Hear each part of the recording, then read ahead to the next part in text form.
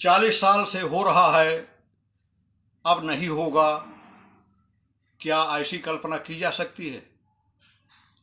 40 साल में कई बार ऐसी बातें आईं कि अब नहीं होगा, लेकिन अभी भी होगा अगर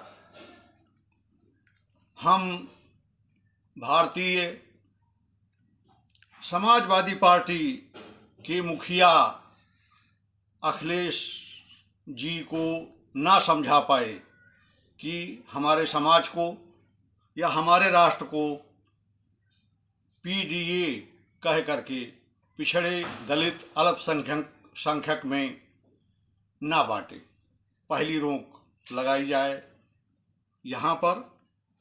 दूसरी रोक, राहुल जी को समझाया जाए कि घर घर होता है, घर की बात घर में की जाती है। दूसरे देश में जाकर के जॉर्ज सोरोस का सहारा लेकर के और ऐसा कथन कि हम भारत से लड़ रहे हैं, ऐसा ना बोलें, इससे देश कमज़ोर होता है।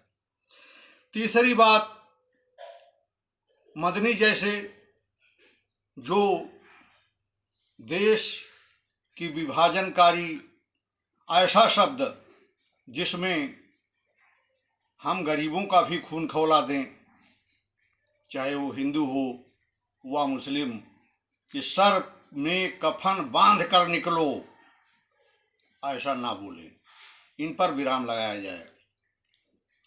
ओवैसी भाई जो भड़काऊ भाषण में प्रसिद्ध हैं,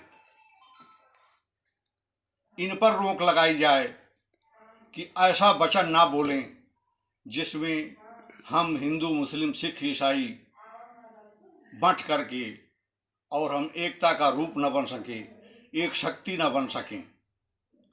हमें शक्तिशाली देश की ज़रूरत है।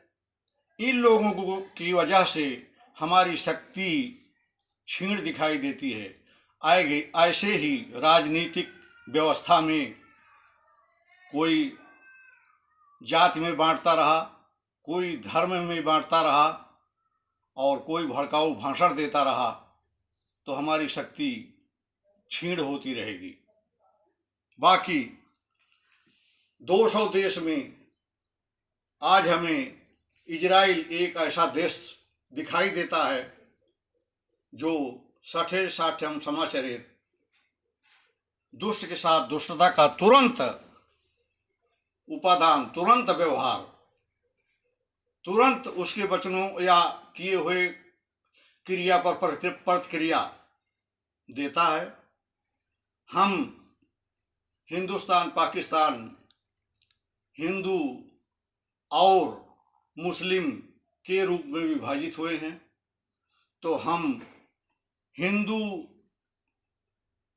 की ताकत को इतनी कमज़ोर ना दिखाएं। महात्मा गांधी ने ये सोच करके हम सबको एक जगह रहने के लिए नहीं कहा था कि आप बंट करके रहेंगे। उनकी सोच अहिंसा परमो धर्मः की थी, इसलिए हम सबको एक जगह रहने के लिए कहा था।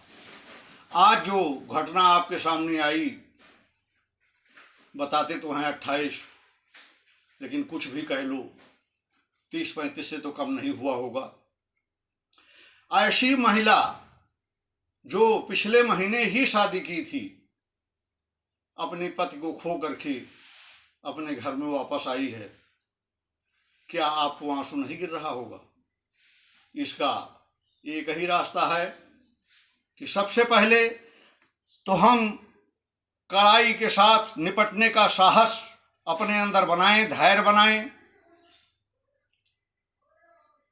जो मेन रूप से सीआईडी या आईबी, सीबीआई, एनआईए, रा, इन ब्रांचों को जो सुबह उठते हैं और शाम तक कोई खबर नहीं, फिर अपने जगह पर सो जाते हैं, इनको कड़क बनाएं, और नहीं बनते तो इनको निकाल फेंकें।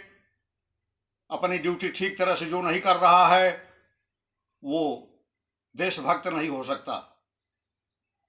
के साथ मैं चाहूँगा सठे साठ्यम समाचरित। अगर दुष्ट के साथ आप सोचोगे कि विनम्र प्रार्थना करके निपटूंगा, तो यह संभव नहीं है। हमारे आदरणीय प्राइम मिनिस्टर नरेंद्र भाई मोदी अभी तो कदम उठाना शुरू ही किए हैं।